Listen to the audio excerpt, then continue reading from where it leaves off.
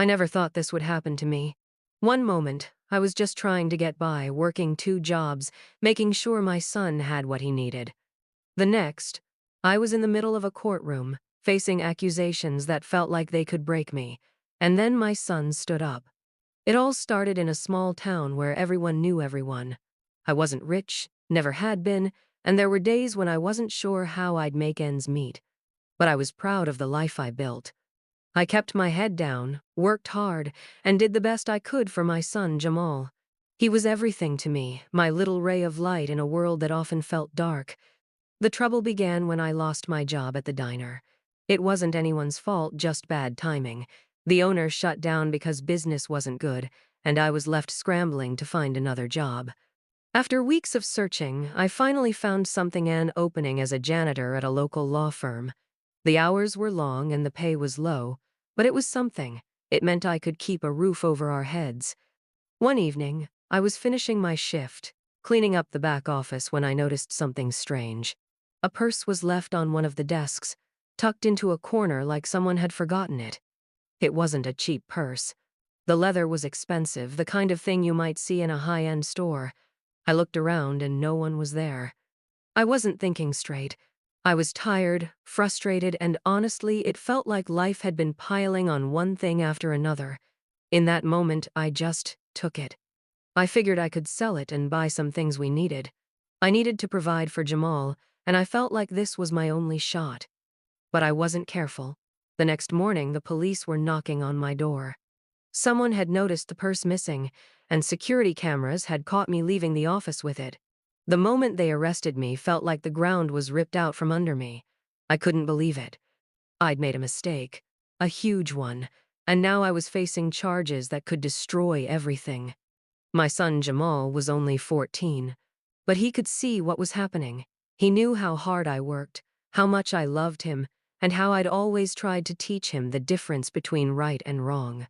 The guilt I felt weighed on me every second, but I didn't know how to fix it. The day of the trial came, and I sat in that courtroom, feeling smaller than I ever had in my life.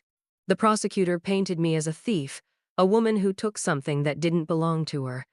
It felt like everyone in that room had already decided who I was. They didn't see the woman who had worked for years, the mother who did everything for her son. They just saw the woman who had stolen.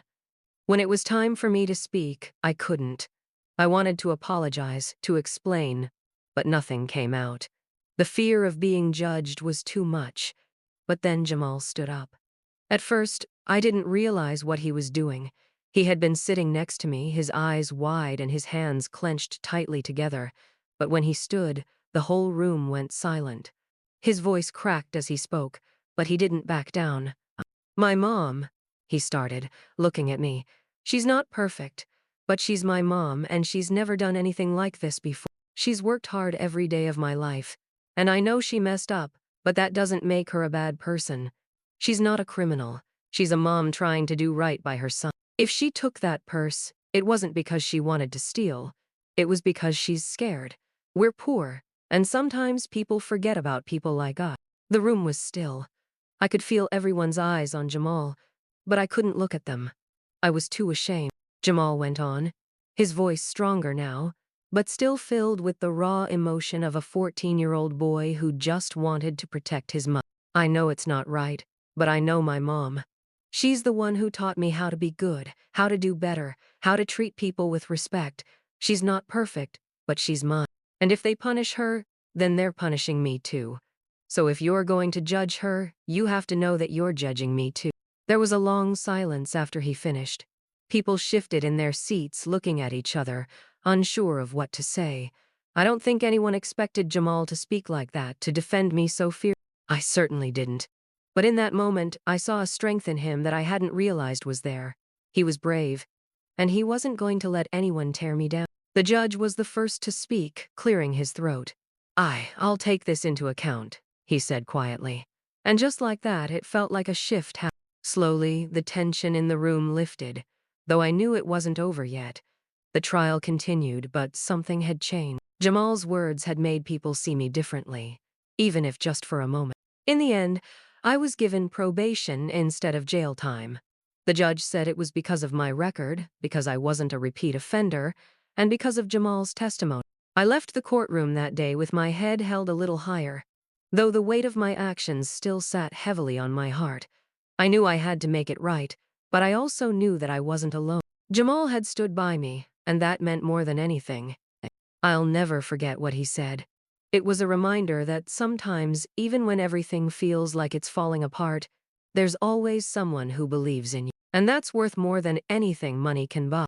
Jamal was my rock, and he still is. The months after the trial were hard, but not in the way I thought they would be. The guilt still lingered, of course. I kept replaying that night over and over in my mind, asking myself why I didn't just walk away from that purse. But as time passed, I started to see things a little clearer. Jamal's words echoed in my head more than I'd care to admit. He saw me not just for my mistakes, but for who I was, the mother who worked herself to the bone for him. And somehow, that gave me a bit of peace. After the trial, people in town started looking at me differently. Some were kind, offering small gestures of support, offering me extra hours at the cleaning job, or giving me food when things were tight. Some, though, made me feel smaller. A lot of the people who had known me for years, who I thought were my friends, started to avoid eye contact or whisper when I passed by. But none of that hurt as much as I thought it would. What hurt the most was how Jamal was treated. He wasn't a criminal, he wasn't responsible for what I had done, but the whispers about his mom started to reach him. Kids at school were talking, and he came home one day with tears in his eyes, asking me why people were calling me a thief. I saw how it weighed on him, how he carried the burden of defending me even though he shouldn't have to. He shouldn't have had to grow up so fast. "I don't care what they say, Mom. You're still my mom," he'd tell me when I asked him about it. But I saw the way his shoulders drooped when he walked into school, the way he hesitated when he saw his friend. My son, the one who had stood up for me in that courtroom, was facing something much worse, the shame that came from the judgment of others.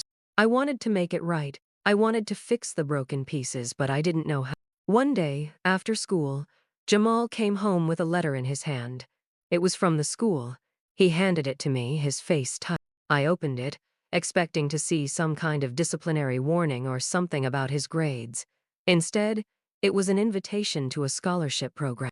It was for kids who had faced adversity, kids who had to fight just to survive.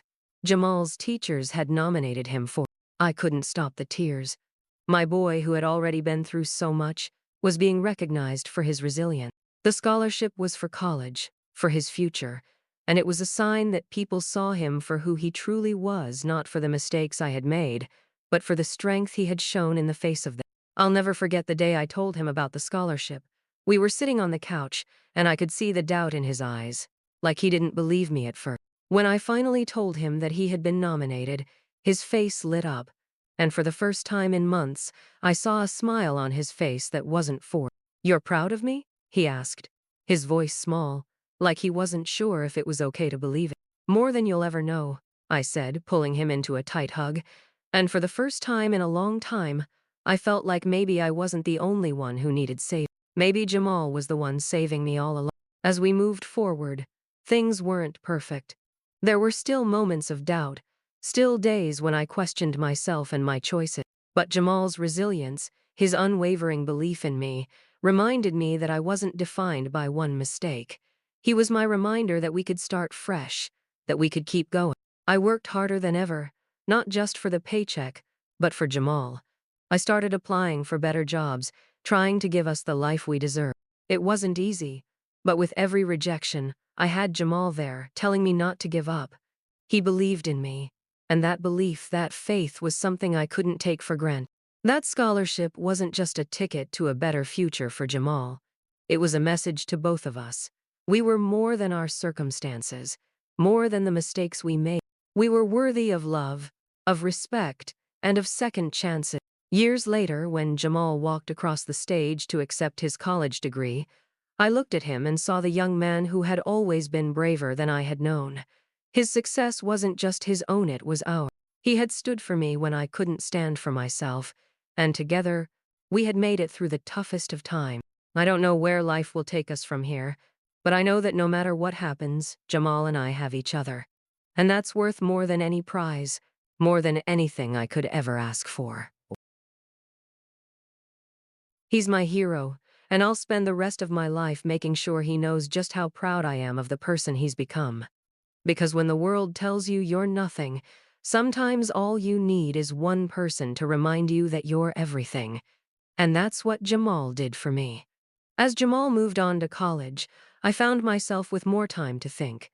For so many years, my life had been consumed with the constant grind to make sure we were both okay.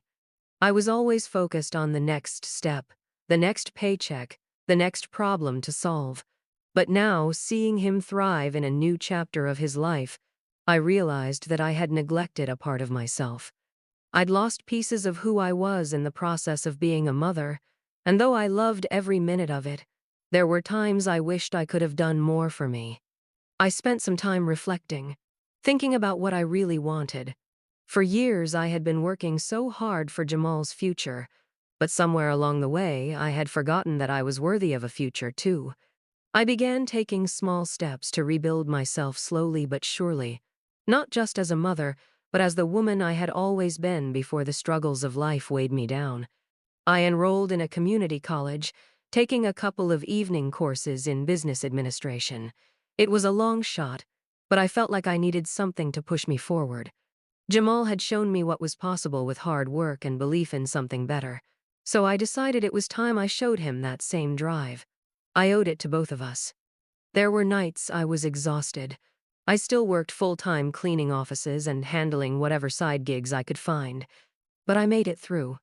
Every time I looked at Jamal, especially when he came home for breaks or when we talked on the phone, I felt a sense of pride that made it all worth it.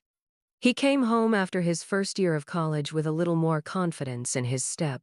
"I've been thinking," he told me one night, sitting on the couch. "I want to help people like you helped me. People who feel like they don't have a shot. People who get told no too many times. I want to help them see that they have more than one chance." I could barely speak. Here he was, my son, taking everything we had been through, the mistakes, the struggles, the moments of doubt, and turning them into something powerful, something good. "I'm so proud of you," I said, my voice thick with emotion.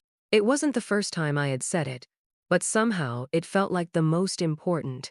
Because in that moment, I realized Jamal wasn't just following his dream. He was forging his own path, and every part of me wanted to walk beside him, to be his strength just like he had been mine. When he graduated, with honors, I felt the weight of our journey.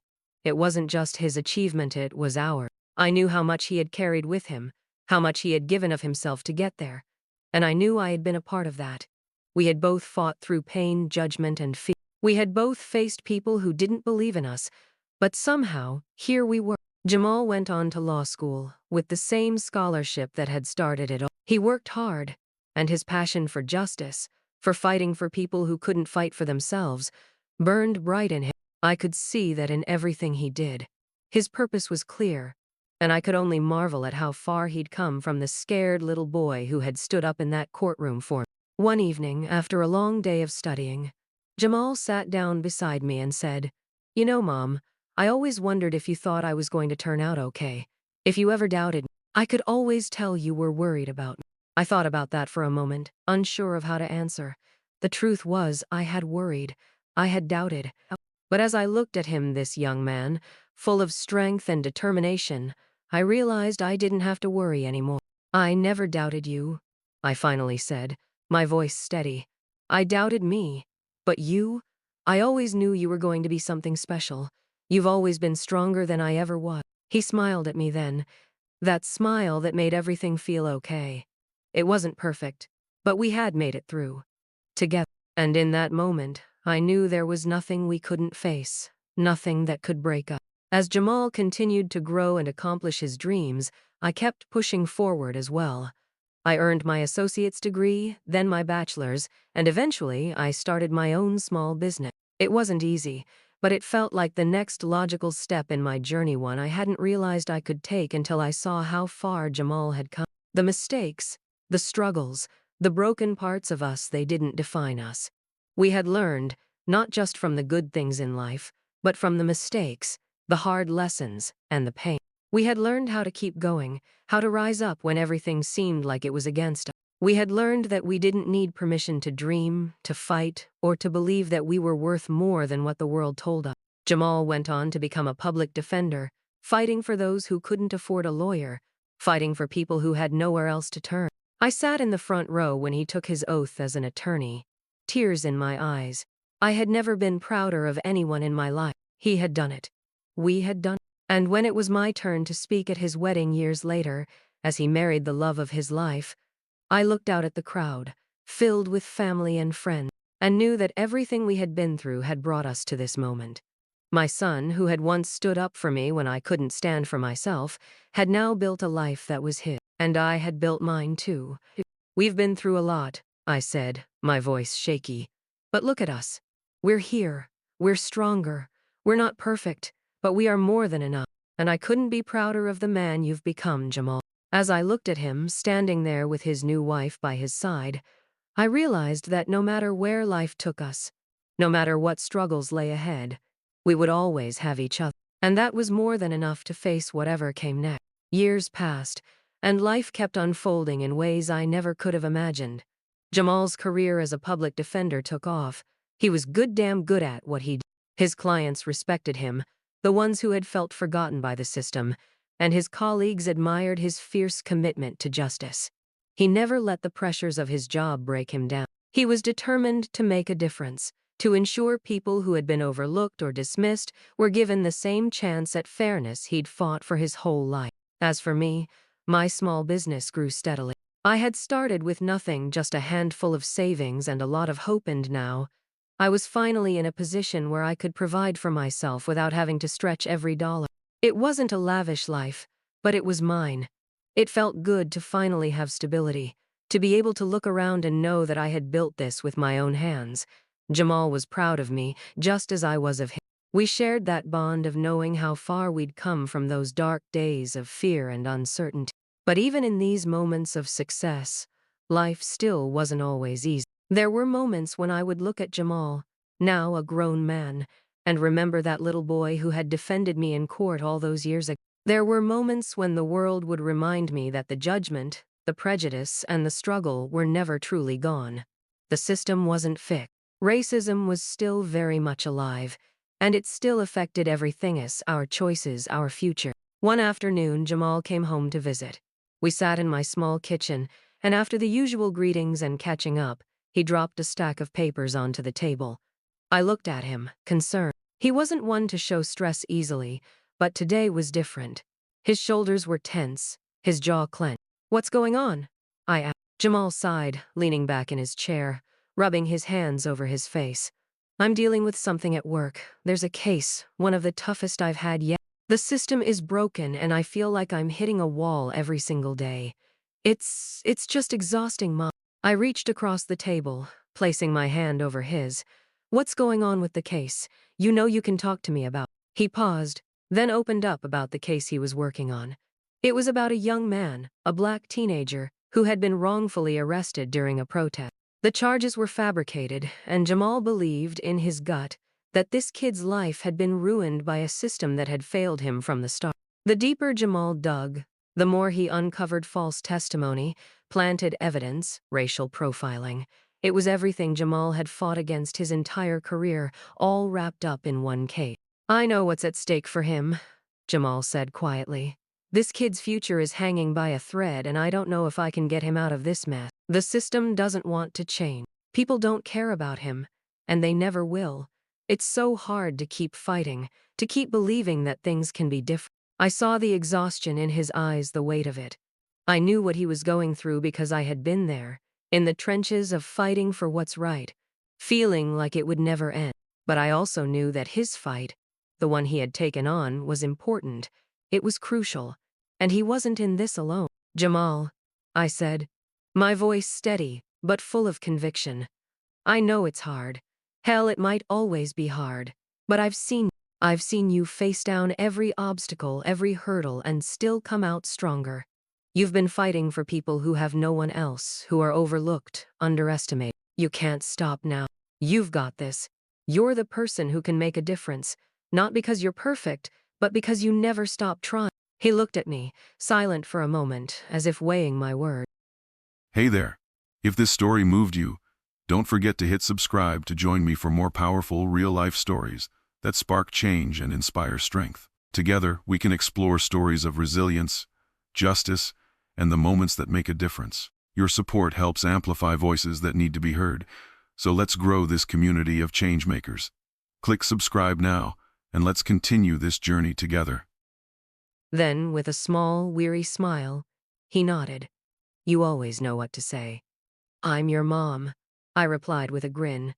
"It's my job to remind you that you're stronger than you think." And I meant it. Jamal had grown up to be exactly what I knew he would be: fighter for justice, for truth. It wasn't always going to be easy. The world was full of unfairness, of prejudice and hate. But Jamal was one of the people who could stand up and challenge it. And so was I. As the weeks went on, Jamal fought that case with everything he had. There were setbacks, moments when it felt like the system would swallow the truth whole. But in the end, with the hard work of Jamal and a few allies he'd made along the way, the truth came out. The charges were dropped, and the young man was released. Jamal came home that night, looking exhausted but also relieved. He didn't say much at first, just collapsed onto the couch, and we sat in silence for a few moments. Finally, he looked up at me. "I did it," he said, his voice a mix of disbelief and pride. "I got him free." "You did," I said, my heart swelling. "You changed someone's life. You made a difference." "I don't know how I did it, but I guess I just kept going," he replied, "just like you always taught me." And in that moment, I realized something. Jamal had become everything I had always wanted for him and more. He had faced a world that tried to hold him back, that tried to tell him he was less than, that tried to make him feel small. But Jamal had never accepted that. He had kept pushing forward, kept fighting, just like I had taught him to do. The next morning, we sat together, sipping our coffee in the kitchen. The house was quiet, but in that stillness, I felt something powerful, something I hadn't felt in a long time. Peace. Jamal had made it. We had made it. And no matter what came next, I knew we would keep going, just like always. Because no matter how hard it got, we had each other, and that was enough to face whatever challenges lay ahead. The years that followed were filled with both triumphs and challenges, but through it all, Jamal and I had an unspoken understanding. Our bond had been forged in adversity, in pain, and in the resilience that came from facing down the darkest parts of life and still walking forward. No matter what life threw at us, we had each other. Jamal's career continued to grow. He took on more high-profile cases, cases that were about more than just the law. They were about making a stand, about righting the wrongs in a world that seemed all too comfortable with injustice. With each case, I could see the passion and fire in him, that same fierce spirit that had kept us both going when everything seemed impossible. And yet, even as Jamal's star rose in the world of law, he never let the success change him. He never forgot where he came from, or the people who had believed in him when no one else did. That was one of the things I admired most about him: his ability to stay grounded, to keep pushing forward while still holding on to the values that had shaped him. But, like me, he wasn't immune to the weight of the world.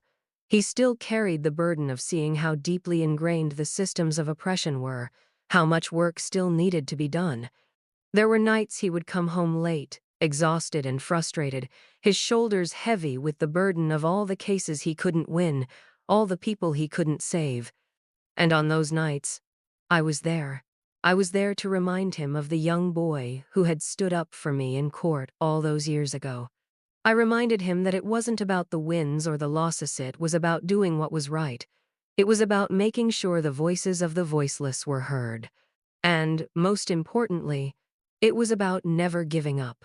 There were moments when Jamal would express his doubts. The world could be cruel, and sometimes the injustice was so overwhelming that it felt like no matter how much progress they made, it was never enough. But that's when I would remind him of what he had already accomplished, not just the cases he'd won, but the lives he had touched, the people he had fought for, and the change he had brought to the world.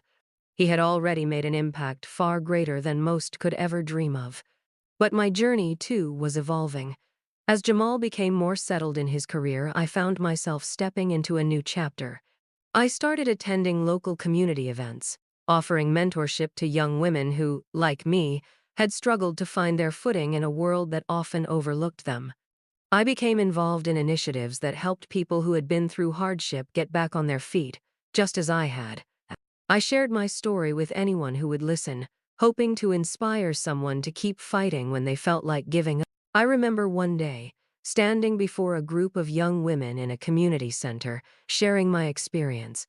I talked about the mistakes I had made, the trials I had faced, and the lessons I had learned. I told them how my son had stood by me when I couldn't stand for myself.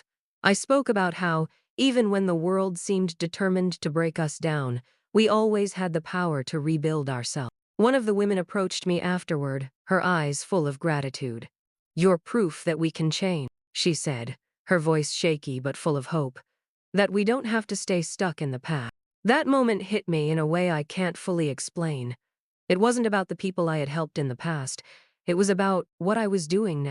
I was still fighting, still pushing forward, still trying to make sure that the future was brighter not just for Jamal but for everyone. It wasn't enough to just survive it.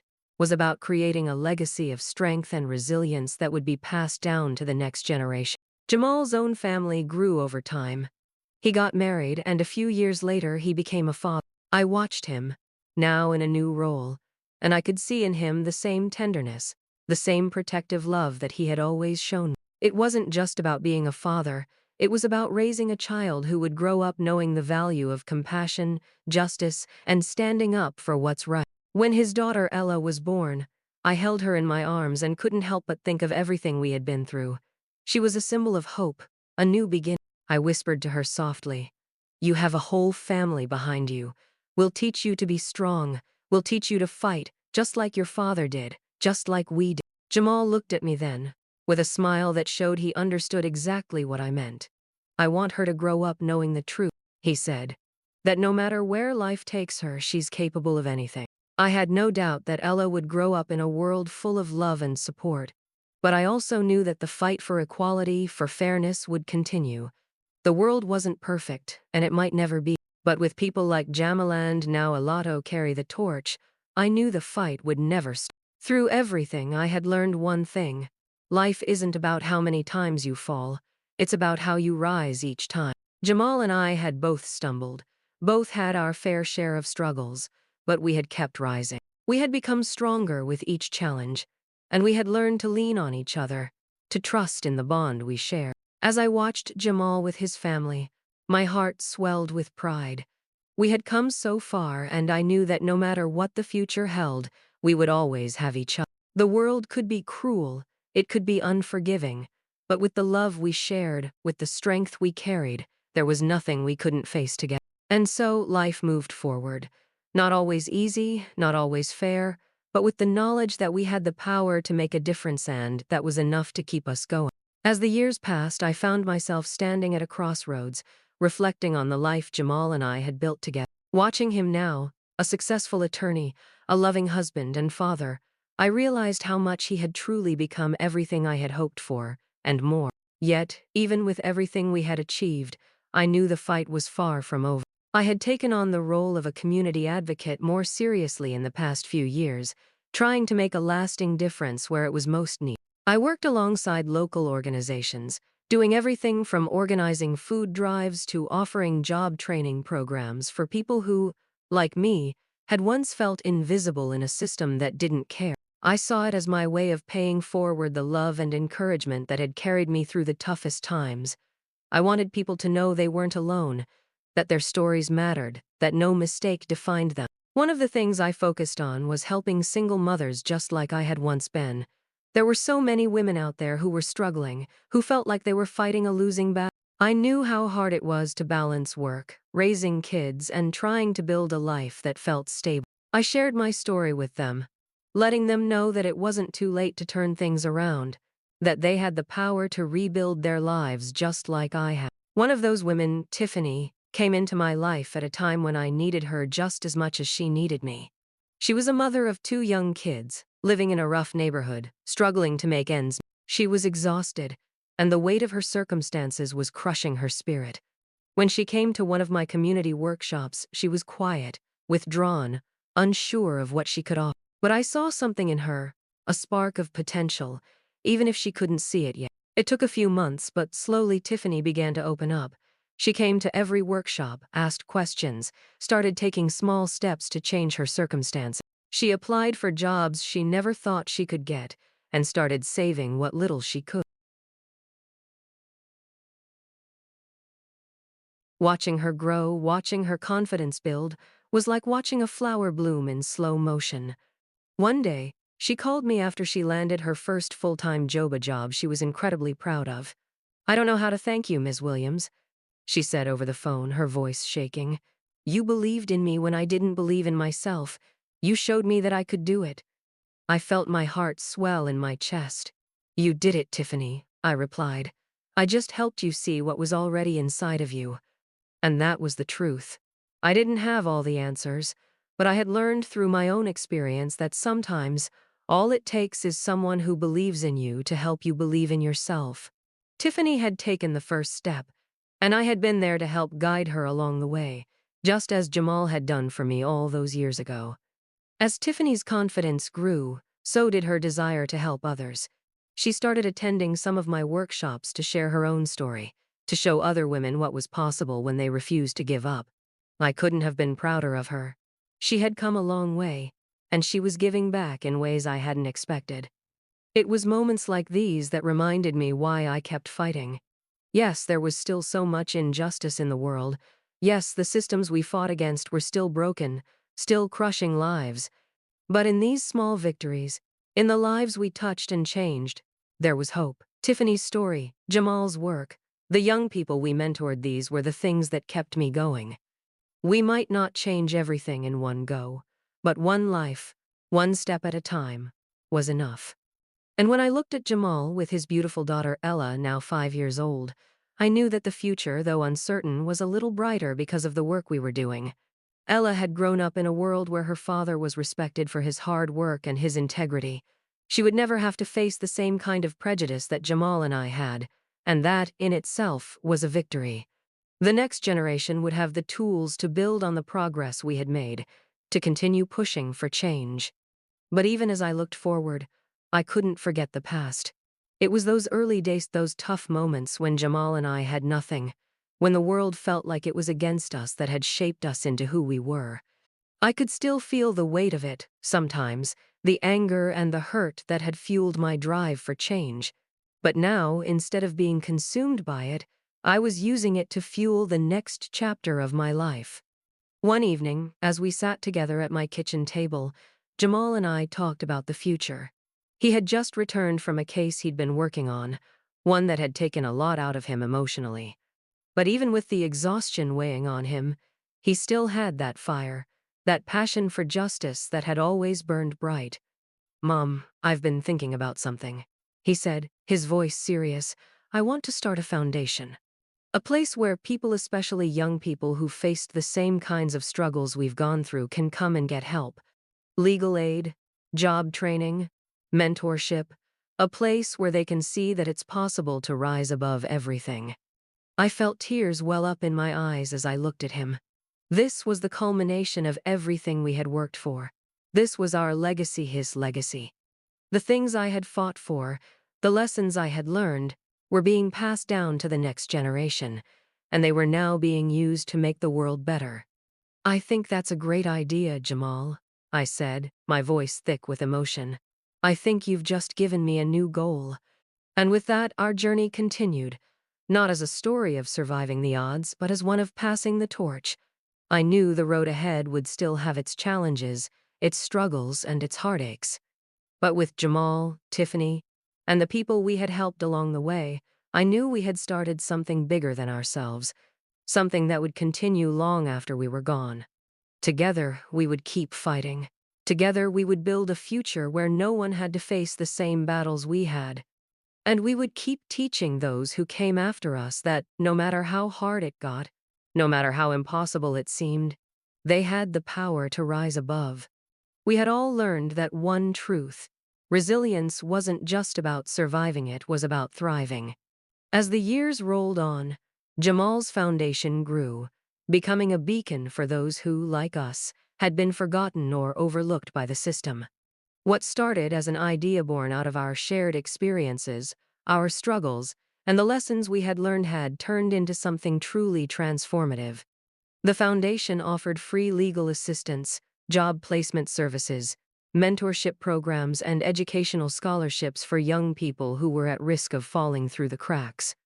I spent a lot of time volunteering there, helping with the outreach programs, organizing events, and speaking at community gatherings. It wasn't just about helping others anymore. It had become a mission, a purpose that went beyond us, beyond our family, and into the lives of people who were trying to carve out a better future for themselves. I had come to realize that everything we had fought for wasn't just about surviving it, was about creating opportunities for others to do the same. Tiffany, who had once been one of my workshop participants, was now one of the foundation's lead coordinators. She had become a mentor to countless other women, helping them navigate the same obstacles she had overcome. It was incredible to watch her grow into a leader, someone who now inspired others the way I had inspired her. The full circle moment was not lost on me. One day, Tiffany and I were sitting in my living room after a long day of meeting. We were talking about the future of the foundation, and she mentioned how she had just signed on another young woman who reminded her so much of herself when she first walked through our door. She smiled as she spoke, the joy in her voice palpable. Every time I see someone like her, I remember where I came from, Tiffany said. It's like I'm seeing the hope in them that I used to have. I nodded, a lump forming in my throat. You've come a long way, Tiffany. You've given so much, and now you're changing lives the way you were changed. That's the thing about giving. It doesn't just help the people you're giving to. It changes you, too. When I started this journey, I never imagined that it would come full circle like this. That my experiences, my mistakes, and my pain would become the foundation of something much greater than myself. But that's exactly what had happened. We had turned our suffering into something powerful. Jamal was still as passionate about his work as ever. He had become a mentor to so many young lawyers in the field, pushing them to think beyond the law and to focus on justice. I watched him, and I realized that in so many ways, he had grown into a man I could not only be proud of, but also learn from. He never stopped pushing for change, never stopped fighting for the voiceless. Every case, no matter how small, mattered to him. His belief in the importance of the work kept him grounded even when things felt overwhelming. It wasn't always easy, though. The weight of the injustice he fought against sometimes wore him down. There were days when he'd come home late, his face tired, his shoulders heavy. But even then, he would sit with Ella, his daughter, and read to her, his voice soft, the love he had for her radiating through every word. She would look up at him with those big, trusting eyes, and I knew that no matter how tough the world was, Jamal was teaching her, by example, how to be brave, how to be kind, and how to fight for what's right. I started to notice something in Ella as she grew older. It was a quiet confidence, the kind that you can't fake. She carried herself like she knew the world was her oyster, but she also understood the responsibility that came with that knowledge. I saw so much of Jamal in her, the same determination, the same drive to do good in the world. And as her mother and grandmother, we made sure that she knew the story of how Jamal and I fought against everything stacked against us. We wanted her to know that she, too, had the strength to overcome whatever obstacles life might throw her way. One evening, Jamal and I were sitting together on the porch, watching the sun set. We had been through so much struggles, victories, losses, but somehow, we had come through it all with a strength that felt unshakable. You know, Jamal said quietly, sometimes I still wonder if we're really making a difference. It's hard, sometimes, to see the impact we're having when there's so much more to be done. I looked at him, his face bathed in the orange glow of the sunset, and smiled softly. I know the feeling. But the truth is, we can't change everything all at once. We're not going to fix the whole world. But what we can do is keep pushing, keep helping where we can, one person at a time. And if we can make a difference in one life, then it's all worth it. He nodded, a slow smile creeping onto his face. You're right. We've come a long way, and we've built something real. It wasn't perfect, nothing ever was. There were still battles to fight, obstacles to overcome, and people who would try to bring us down. But now I understood something deep.